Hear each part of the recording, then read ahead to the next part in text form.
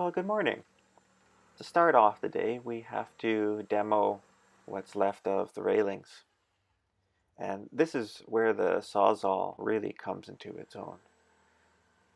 Being able to carefully pick apart an existing structure so as not to damage other pieces is really quite a blessing in terms of efficiency and saving time. I want to be a little bit careful when I demo this railing because it's attached to a stringer that we're going to save. I don't plan on replacing those stringers. It wasn't in the budget, and they're in fine shape, so there's no real need to redo them. I did, however, take the opportunity to fix the issue we had on this existing set of stringers on the set of side stairs. You may remember from an earlier episode where I pointed out that the previous builder had miscut the stringers and as a quick fix tacked on these little filler blocks in order to bring the last tread up level with the landing. To remedy this, I decided to make a couple of full-size joist blocks. I securely fastened them to both the existing stringers and the landing, and then I placed a new tread on top of them. I'm confident now that with this repair done, this set of side stairs will last a long time.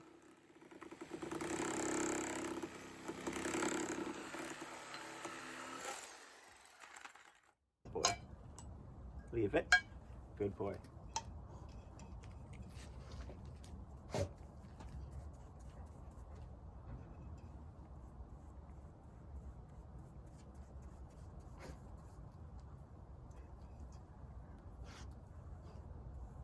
These stairs are under the eave, so they get a lot of protection compared to the front set.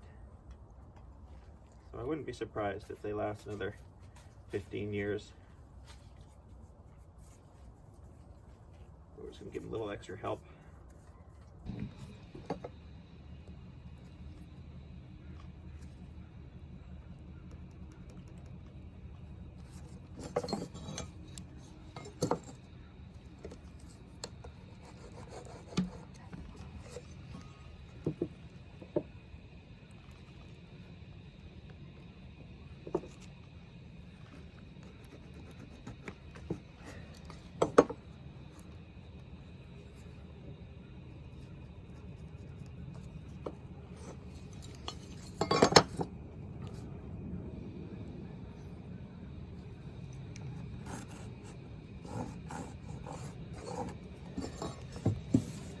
All right, we need to lose that piece right there.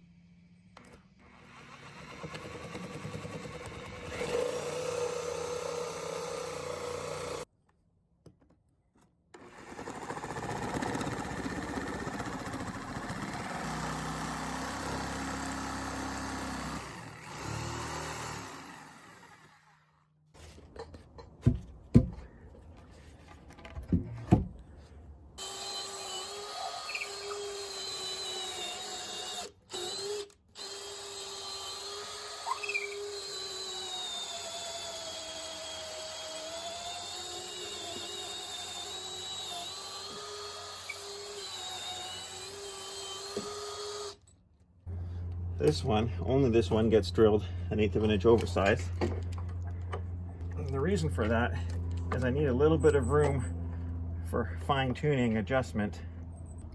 In a perfect world, everything's absolutely plumb, but the reality is sometimes these are off a little bit. And I want to make sure that this matches what the other two are at. And that's more important on this one particular case than it being its own version of perfectly plumb. Okay, let's just talk a little bit about what we're going to end up doing here. So these two posts are going to end up being capped by a horizontal piece.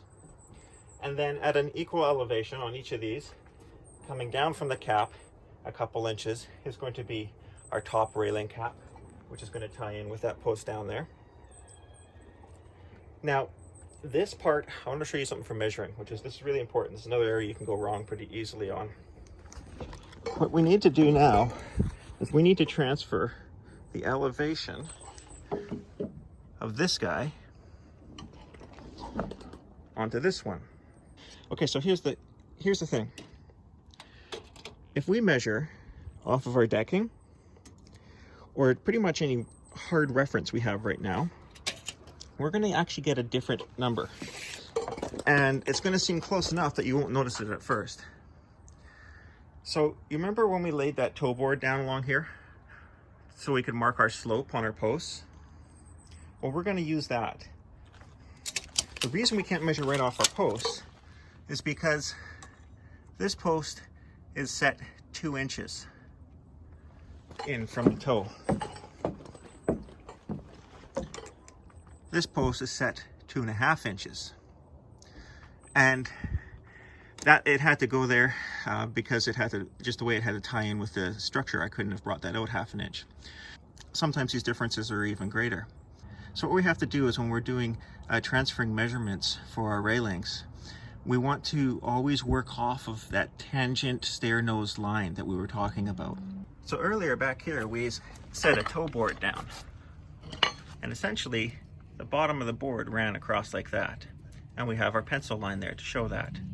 So now what we want to do is we want to measure off of that toe line, and that'll give us our tangent measurement. And then we need to carry that, reference it to the toe line on the other post. So in this case, we're right at 35 inches. So in this post, we're going to measure up from that point on our toe line to 35 inches.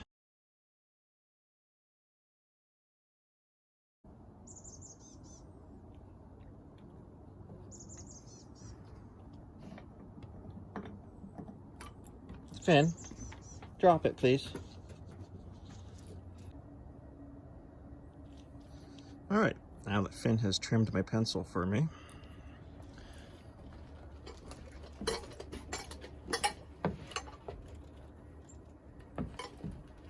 you proud of your work? Yeah? You pencil thief?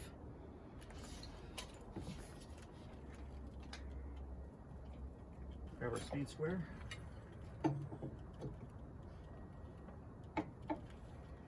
Remember, our angle is 32.5 degrees for this case.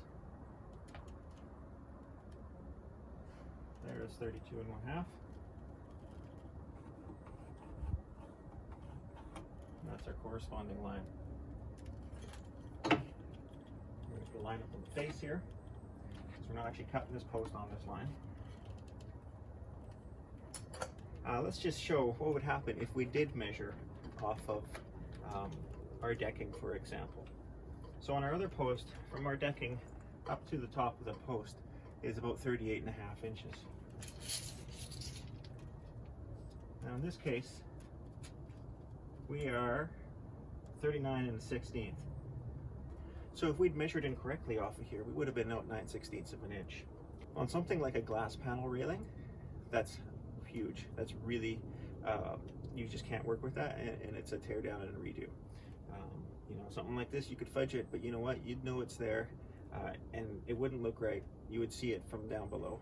So, a little bit of extra planning now, and we're okay.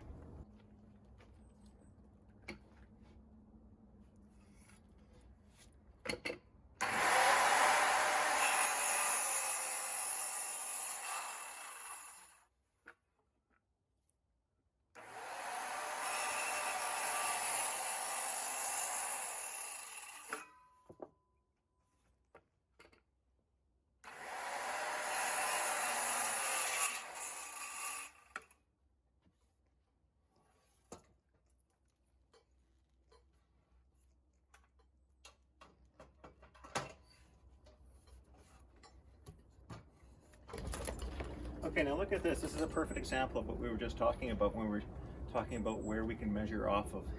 In this situation, I would normally like to set my post right here. It gives me the most amount of meat to fasten a post to the stringer. In this case, we're going to have to set it to match the other existing post, which is going to be right here. We'll probably reinforce this with a concrete anchor. However, in this case, this post is lining up almost with the front nosing of this step. When we look back up here, this post, for structural reasons, needed to be secured to this rim back here. As such, it is almost at the back of the step. So now if we tried to carry our measurements, we would be out more like 3 inches out of parallel over about a 7-foot run. And that would be huge. Your angles wouldn't work, nothing would work, and it would just become a big frustration. So once again, what we're going to do is, just like we did this side, we're going to establish our plumb on our posts, temporarily tack them in place, set a toe board on the edge of our steps, mark our lines so that we'll have our line to measure our tangent height off of, our tangent line or a toe line. From there, we'll be able to carry over our angles, whatever that works out to be, and complete our railing.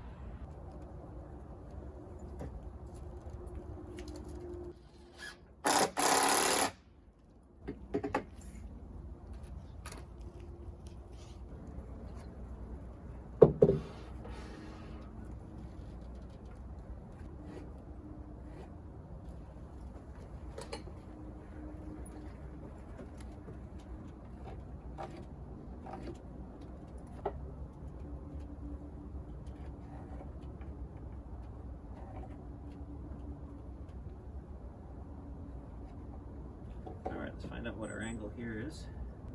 We are 38 1/2.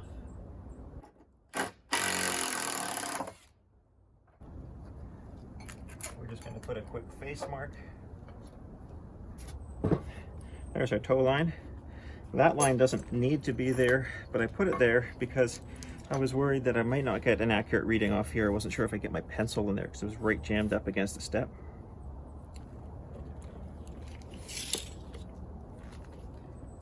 Make sure we don't cut our angle short. There. 35.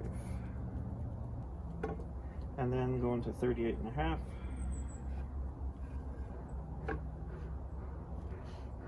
38 1/2. There we go. So that's our cut line. This line doesn't mean anything anymore.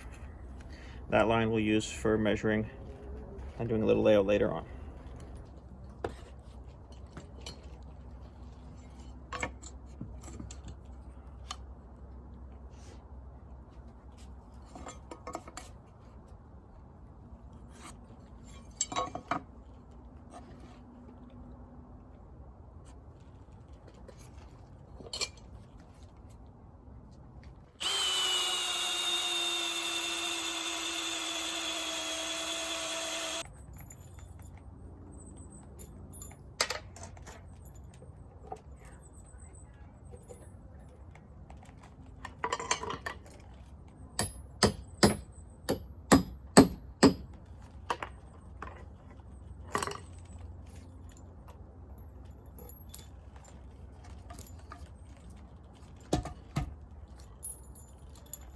Whenever using lag bolts to go through a stringer, especially if it's on the end of a stringer, always pre-drill. Stick in a pre-drill that's approximately 1/3 the diameter of the lag bolt. In this case, I'm using 3/8 lag bolts, so this is going to be a 1/8 bit.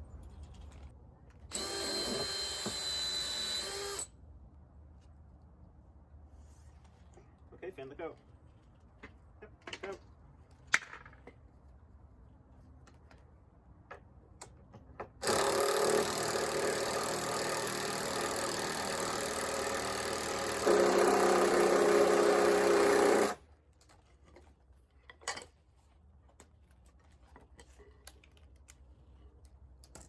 Leave that. I'll go eating those.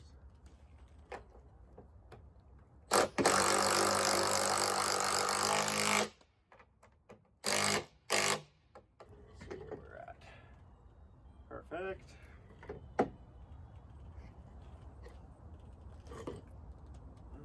Just a little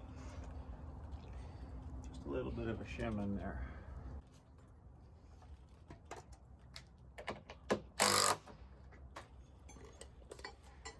Anything like this where the shim is going to be really exposed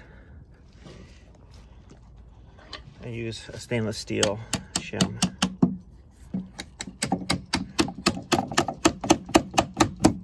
And that'll ensure that for as long as the post is here, that shim will stay tight.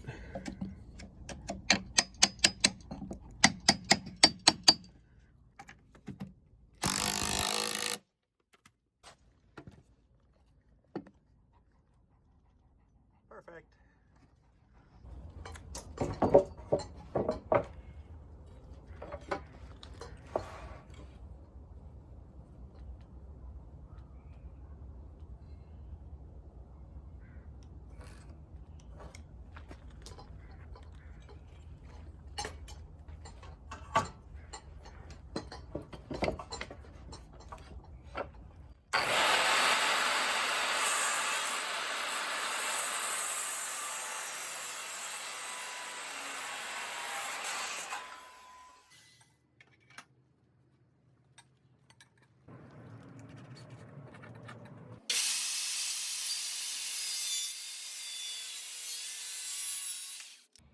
I don't know if you can see or not, but I'm actually leaving the line. And that's why I'm kicking the board at a weird angle, so I can have a clear view when I'm cutting that, taking my time. If you have another option is a miter saw. If I have a bunch of this to do, I'll set up a miter saw, but there's no reason why you cannot be within a 30-second with a skill saw. Just take your time. Don't have to be a show-off.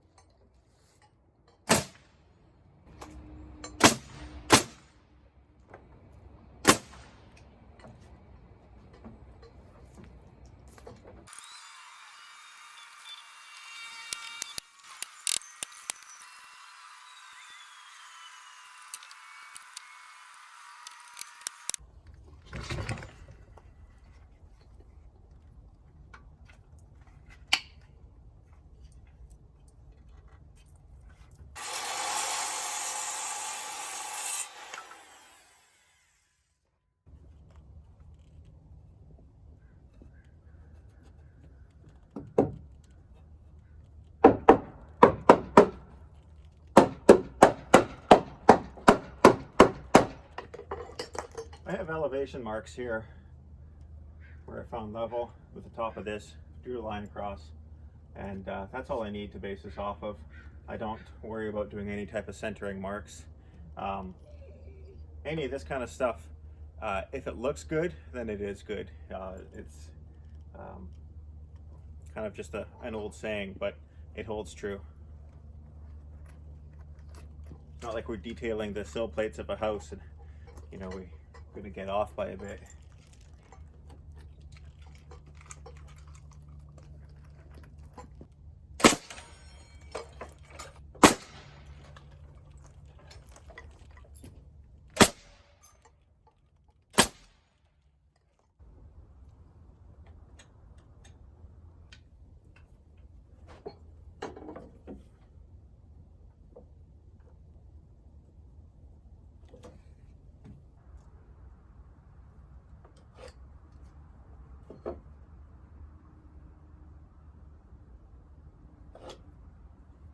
I should perhaps point out that the reason why, in my mind, matching these elevations is secondary is because it was really important to me to have this post where it is for structural reasons.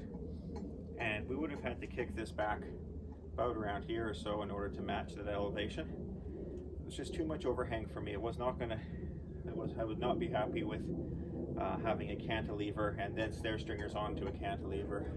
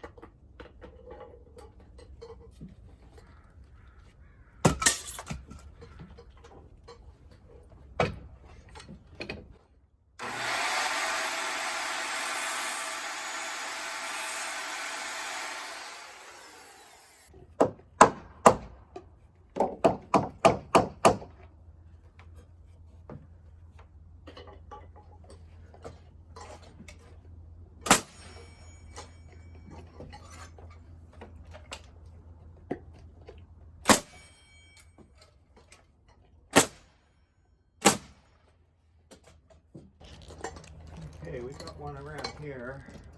Yeah, this one. This one's got damage to it. So it's worth off a good end here.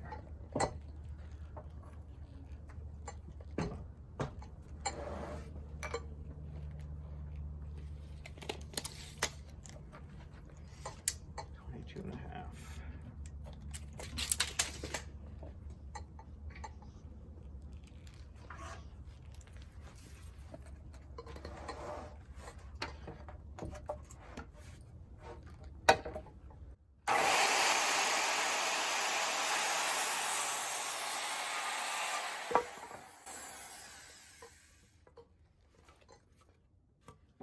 Okay. For a nicer side, I'll put that side up. Knock some corners off.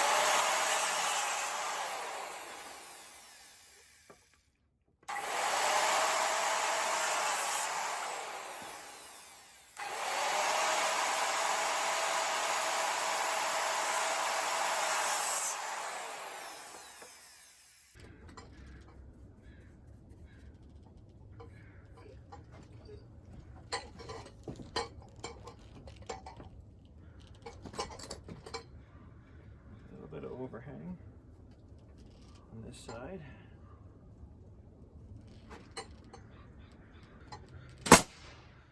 In areas like this where there's a horizontal piece that doesn't have any type of slope to it to allow rainwater to run off, I always set my nail gun so it sets the nails a little bit proud, if anything, and then I finish them flush with a hammer. I really don't want them overdriven in a case like this where rainwater will get in and start to rot away faster than otherwise would be. I'd rather finish them by hand. 41 3/4. Take care of that. The other side, trim our post. Get this side framed in.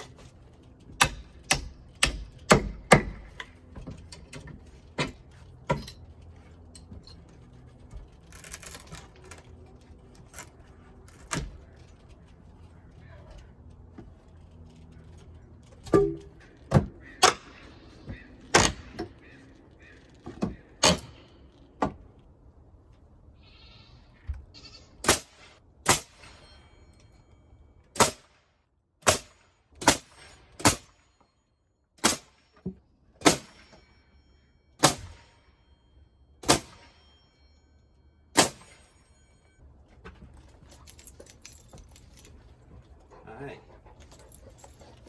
One thing to keep in mind sometimes is just what may be behind the wall as well. Now, this house is plumbed with hot water heating, and although ideally it doesn't get run in exterior walls, in this house it's an older house, and then it was quite common to do so. So for that reason, we're not nailing in the bottom 18 inches in here, just in case there's something going on behind the wall there, and a little precaution.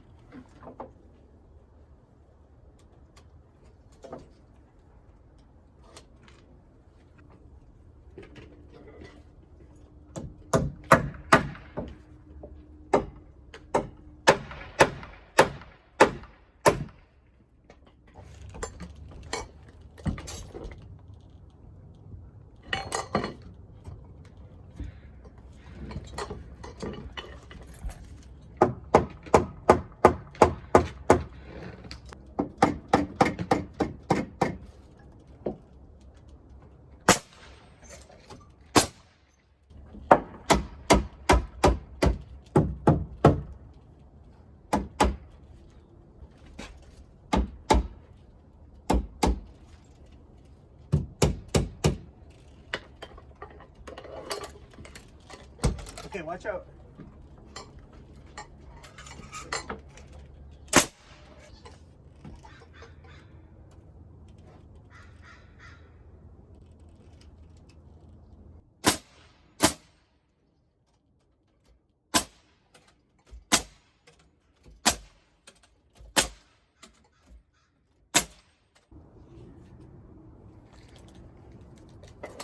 We got half a post left over, and so we're going to just swap this out for them while we're at it.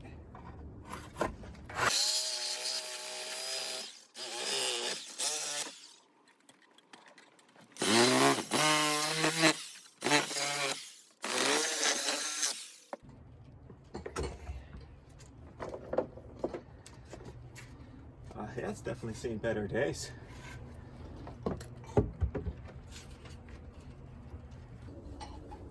So I'm using a bit of a crude story stick here. I've just got 3.5 inches in between spacing for where each baluster is going to go. Because we've already plumbed our posts, we don't need to worry about plumbing these individually. As long as we reference off the same side each time, we're fine.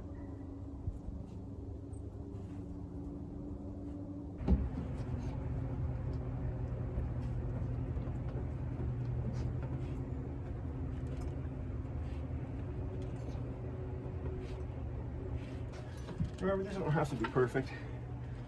We're aiming for 1/8 of an inch or better. I used to do this with spacer blocks, but sometimes I'd have problems with the cumulative air starting to stack up. And other times I'd have problems where I might have to make something such as, let's say the edge of this wall here was 1/4 inch out of plumb. I mean, that's huge, but it's weird things happen. So our lengths would be different, and if we ran a spacer block off each one, by the time we got to the end here, we'd be on a bit of an angle. You definitely would see it against there. So I really like the story stick better. You know, I use the same, you keep the same reference end, work off the same direction, and you'll be as true as you can be. Takes a little bit more time, but what's an extra 15 minutes of layout on the project?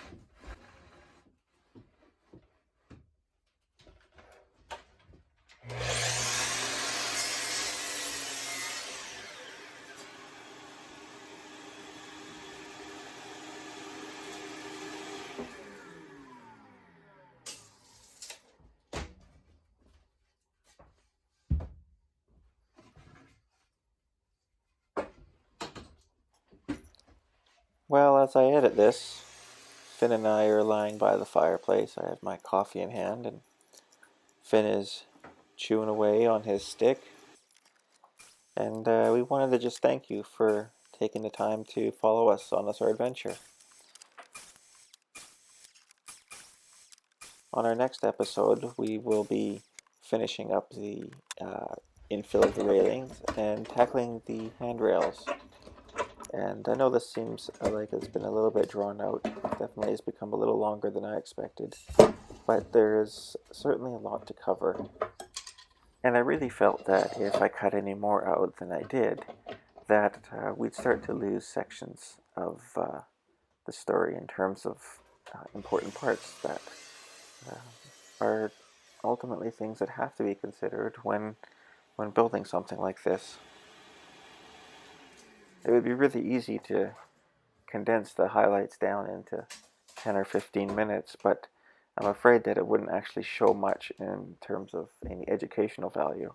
And while, of course, I want this to be entertaining, I also want it to be useful. So I'd be really interested to hear what your thoughts are on this, whether or not you find the longer format of these episodes to be okay, or whether it's a little bit of a slog to get through them. You know, I know from my point that's something that I'm struggling with all the time when I'm editing is just how much do I show, how much detail do I go into.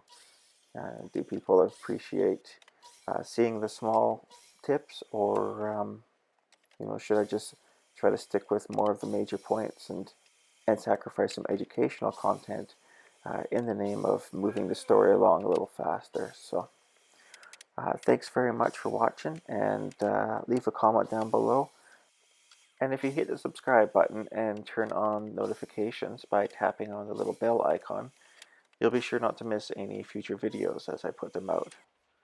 I try to aim for about one per week.